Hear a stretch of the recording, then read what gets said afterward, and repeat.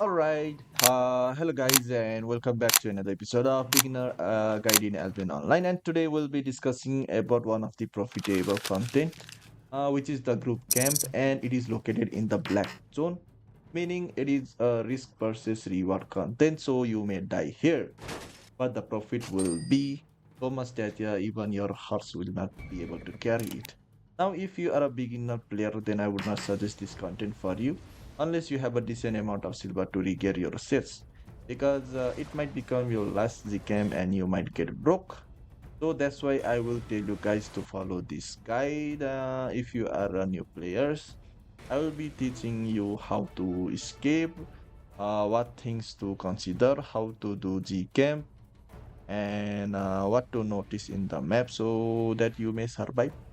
Yeah, so yes, let's start with what is group camp first. All right, so the first thing that you need to know is where is the group camp and how does it looks in the map. So if you open your world map after you go to black zone, you will find this kind of structure that has so many things in the map and you don't have to worry about anything here.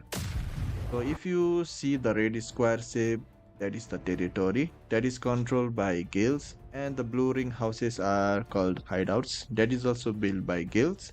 And there you will see a blue portal too in its map, which is called Abarots. And finally, if you see this big square box with black marks, then it is the group camps that we are looking for. However, if you do not see these group camps in the map, then it means that there are no group camps in that map, and you need to find another zone that has group camps. Another thing when looking for the group camps is to check for the quality of that map.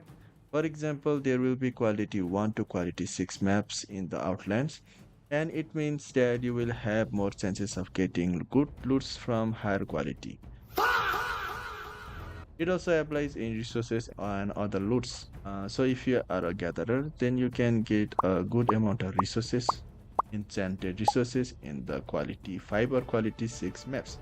So now you know what is group camp already, right?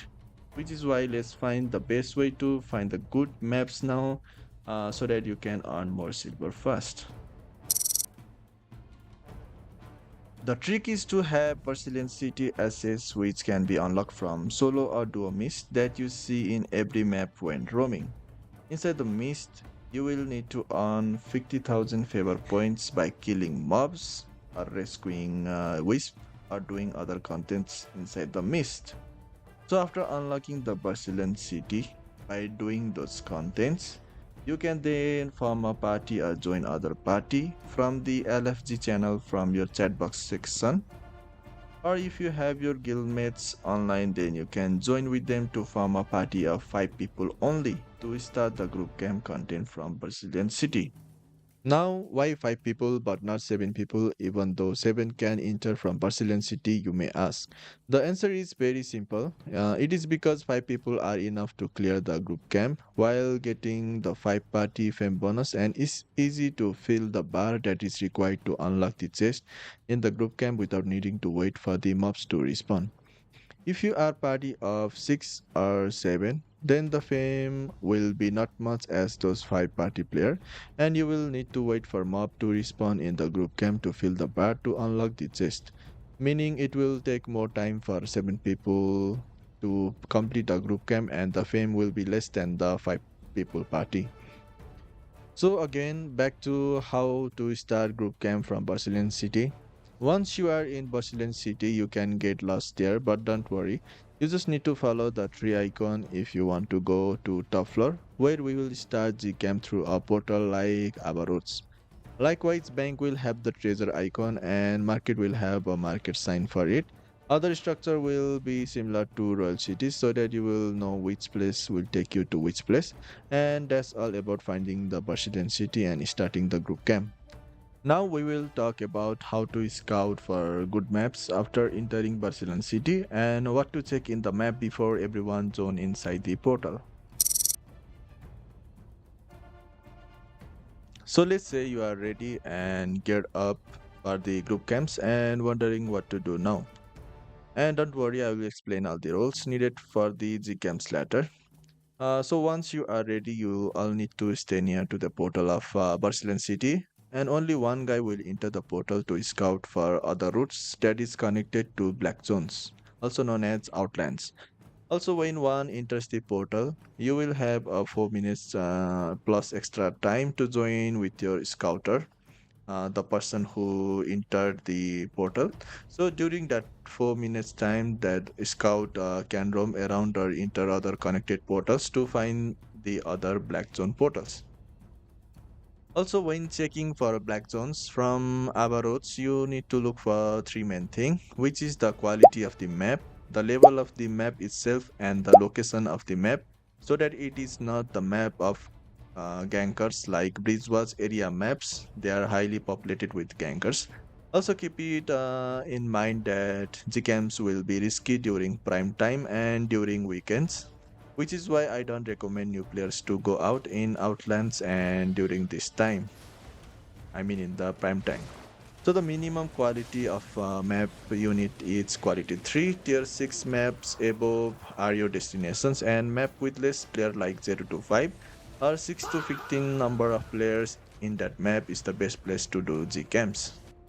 Also, when doing the GCamps, try to look for the boss layer maps inside the GCamps to earn more profit from this content. You can look for the map by just circling around the camp before starting. So that's it. Now let's talk about the core builds needed for clearing the GCamps. Okay. The core builds for Gcamp are Incubis Mace as a tank, Fallen Staff as healer, Shadow Color, Blazing Staff, and Badon Bow.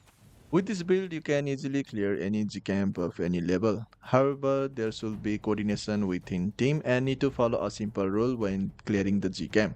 So let's start one by one.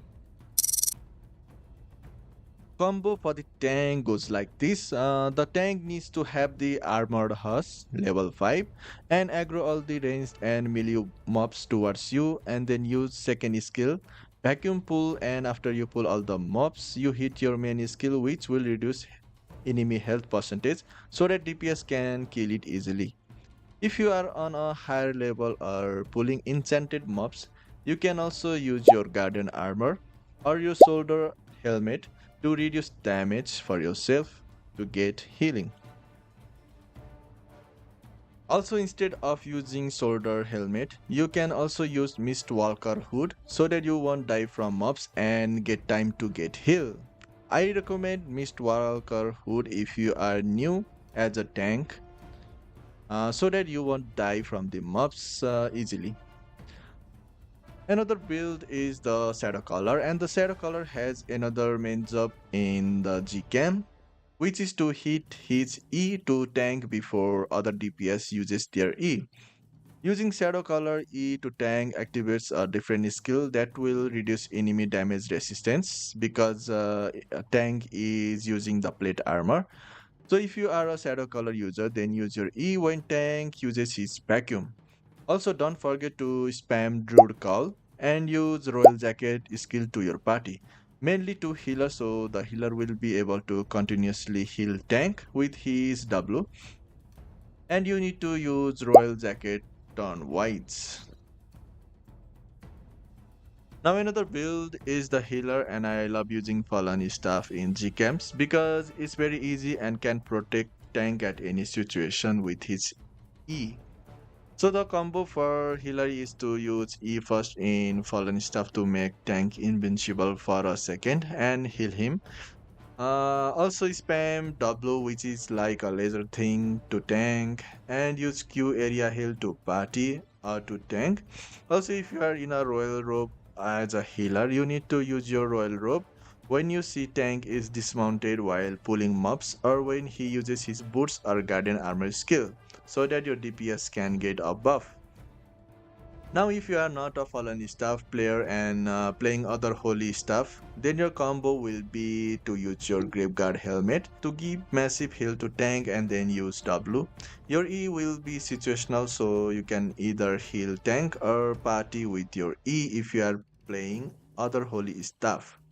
Another build is the Badon Bow build, and Badon Bow is mostly for interrupting mobs' skill while doing extra damage. The combo for Badon Bow is to use his E after tank vacuum all the mobs, and after Shadow Caller uses his E spell. For the hood, Badon Bow player can use Spectre Hood to reactivate the armor skill or Stalker Hood for extra damage. And he also need to use the Royal Jacket in turn order with Shadow Color player. Also, another important job for Baron player is to kill spawn bats from mobs and dodge whenever tank is pulling the mobs. Now another weapon is the Blazing Staff, which is the main damage dealer weapon for the group camp clearance. The combo for the Blazing Staff user is to use Druid Jacket spell and then main weapon skill to do more damage after Shadow Color. For the W spell, Blazing player needs to have the Firewall, which can be used for interrupting mob skill and also can be used to block the Paladin mob, which is the annoying mob in the GCamp. Also use the Ascension Hood to have faster cooldown, and that's all for Blazing Staff. Spam Q, burn mobs, and enjoy fame and silver.